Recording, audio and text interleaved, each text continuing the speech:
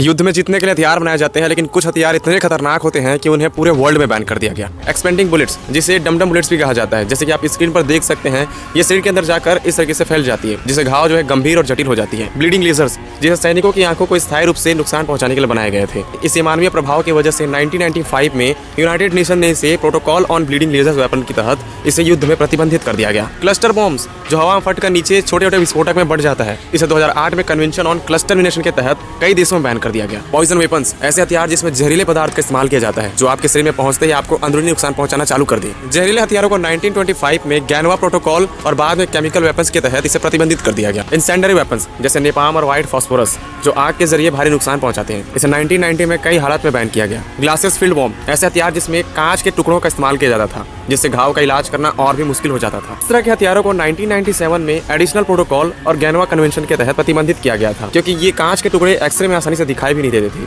और ट्रीटमेंट में भी बहुत ज्यादा प्रॉब्लम होती थी। बायोलॉजिकल वेपन्स, ऐसे हथियार जिसमें बैक्टीरिया या फिर वायरस का इस्तेमाल किया जाता है, जो तेजी से फैलकर बड़े स्तर पर तबाही मचा सकते हैं। इसी खतरे को देखते हुए 1972 में बायोलॉजिकल वेपन्स कन्वेंशन के तहत इसके बनने से लेकर इस्तेमाल करने तक इन सब पर बैन लगा दिया गया। ऐसे ही खतरनाक इन्फॉर्मेशन जो एल्गोरिदम आपसे छुपाता है, ऐसी और वीडियोस पाने के लिए हमारे पेज को अभी फॉलो करें।